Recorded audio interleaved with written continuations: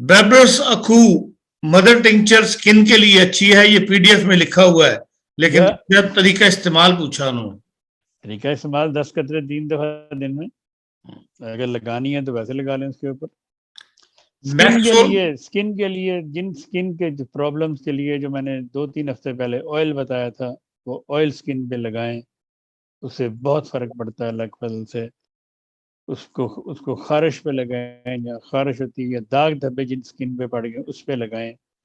आप उसको किसी भी ऑयल में मिक्स करके, किसी भी क्रीम में, जो आप रोजाना, जब परफ्यूम वाली क्रीम नहीं होनी चाहिए, सादा क्रीम हो, उसमें मिला के लगाएं आप, बहुत फ़ायदा देगा आपकी जिल्द को। आपकी ये झुर्रियाँ भी ख़त्म करेगा वो ऑयल जो आंखों के नीचे पड़ जाती हैं।